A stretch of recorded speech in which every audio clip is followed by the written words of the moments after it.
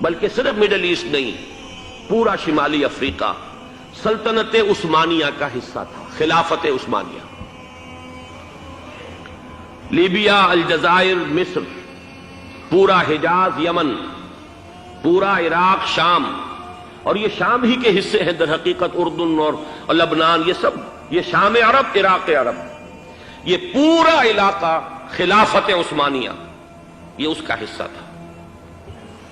پہلی جنگ عظیم میں انگریزوں نے عربوں کو بغاوت پر آمادہ کیا، غداری پر آمادہ کیا، انہوں نے خلافت عثمانیہ کے خلاف بغاوت کی، بیج بوئے ان کے دلوں کے اندر نفرت کے، ابھارا انہیں، تم ترکوں کے غلام کیوں ہو، تمہیں خود حاکم ہونا چاہیے، تم کھڑے ہو جاؤ، ہم مدد کریں گے، تم بغاوت کرو، تم ان ترکوں کے خلاف ہماری مدد کرو، ہم تمہیں آزاد کر دیں گے، تم اپنے پاؤں پر خود کھڑے ہو جانا۔ یہ بہت ہی ہمارے لیے دردناک المیہ ہے اس پہلی جنگ عظیم کا۔ کرنل لارنس جیسا شخص برطانوی استعمار، اور اس کے نتیجے میں عربوں نے بغاوت کی، اور اس قدر دردناک بات آپ کو بتا رہا ہوں، میں پہلی مرتبہ جب سن 62 میں حج کے لیے گیا مدینہ منورہ میں، ابھی وہ ریل کے انجن کھڑے ہوئے تھے۔ یہ ترکی کے زمانے میں، سلطنت عثمانیہ کے زمانے میں بغداد سے مدینے تک ریلوے لائن تھی، یہ پورا ایک عالم سلطنت عثمانیہ، صرف سلطنت نہیں، خلافت عثمانیہ، پوری ٹرینیں جو ہے ترکوں کی اڑائی گئی، ہزاروں ترکوں کو شہید کیا گیا، یہاں تک کہ صحن حرم میں شہید کیے گئے سینکڑوں ترک۔ یہ جرم تھوڑے نہیں ہے، معمولی نہیں۔ آج جس کی سزا مل رہی ہے، معلوم ہونا چاہیے کہ وہ جرائم کون کون سے تھے۔ اب بھی جو لوگ گئے ہیں انہوں نے دیکھا ہوگا، ترکی کا قلعہ موجود ہے اوپر پہاڑی کے اوپر، حرم کا جو سب سے بڑا دروازہ ہے باب ملک عبدالعزیز، اس کے سامنے ایک لائبریری ہوتی تھی، اب تو غالباً وہ بھی گرا دی گئی ہے، اس کے پیچھے پہاڑی پر ترکوں کا قلعہ ہے پرانا، اس پر توپیں موجود تھیں۔ جب بغاوت ہوئی ہے، جو حرم میں آئے ہوئے تھے ترک فوجی، ظاہر بات ہے نہتے، وہ تو نماز پڑھنے آئے ہوئے تھے، ان کو وہاں ذبح کیا گیا ہے، اور ترکوں نے اپنی توپیں استعمال نہیں کی کہ کہیں بیت اللہ کو کوئی اذن نہ پہنچ جائے۔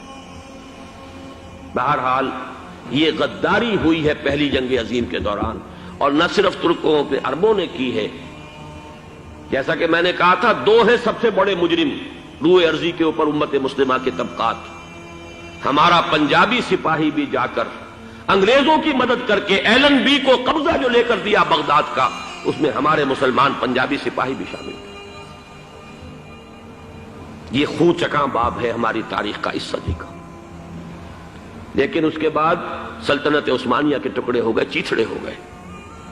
ایک انگریز نے لکھا ہے، یہ جملہ زہر میں بجھا ہوا جملہ، کہ تاریخ میں یہ بات ثبت ہو جائے گی کہ ایک انگریز نے اس سلطنت کے ٹکڑے کر دیے کہ جو عمر فاروق نے قائم کی تھی رضی اللہ تعالی عنہ۔ یہ پورا عالم، یہ تمام علاقہ کس نے فتح کیا تھا؟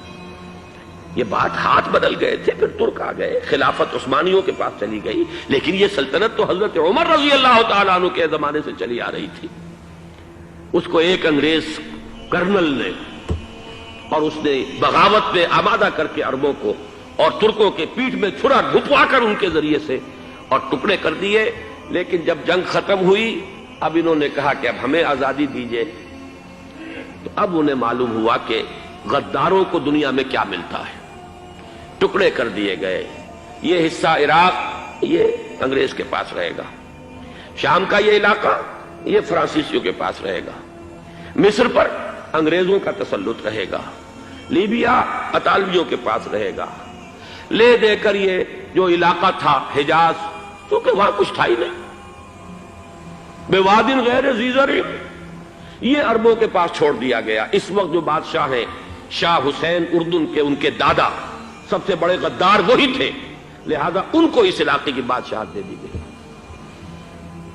اس کے بعد نجد سے ایک تحریک اٹھی ہے، وہ سعودی جو خاندان ہے وہ نجد سے اٹھا ہے۔ نجد میں اس وقت کچھ بھی نہیں تھا، وہ تو صرف ریت کے تودے تھے اور کچھ بھی نہیں، لہذا ادھر کسی استعماری قوت کو دیکھنے کی ضرورت ہی نہیں تھی۔ وہ تو بعد میں تیل برآمد ہوا اور اس کی حیثیت ہو گئی، اور یہ امارات کا علاقہ جو ہے اس کی دنیا میں اب گویا کہ یوں سمجھیے کہ جو سب سے زیادہ اہم علاقے ہو سکتے ہیں روئے ارضی کے نقشے پر، ان میں سے ایک وہ ہو گیا، لیکن یہ اس وقت کی بات میں کر رہا ہوں، کوئی حیثیت نہیں تھی، لہذا اس کو چھوڑ دیا گیا۔ یہ ہے تاریخی پس منظر، یہ لکیریں جو کھینچی گئی ہیں، یہ ایک ملت اسلامیہ کو جو قومیتوں میں تقسیم کیا گیا، پھر نعرے لگوائے گئے المصر للمصریین الشام للشامیین۔ اب شامی ایک علیحدہ قوم ہو چکے ہیں، مصری ایک علیحدہ قوم ہو چکے ہیں، عراقی ایک علیحدہ قوم ہو چکے ہیں۔ یہ ساری تقسیمیں استعمار کی پیدا کرنا ہے، اس کا کوئی تعلق اسلام کے ساتھ نہیں۔ اب ضرورت تو اس بات کی تھی کہ استعمار کے پنجے جب یہاں سے کچھ ہٹے، دوسری جنگ عظیم کے بعد ایک دور آیا، امریکہ ابھرا ہے دنیا کی عالمی سطح پر سیاست میں، اس کے ہاں کچھ آزادی کے تصورات تھے، اس نے بھی سپورٹ کیا۔ برطانیہ کمزور ہو چکا تھا، وہ اتنے بڑے علاقے کو ہولڈ نہیں کر سکتا تھا، ہندوستان بھی آزاد ہوا، پھر یہ کہ اور دوسرے علاقوں سے بھی اس کو پسپائی اختیار کرنی پڑی۔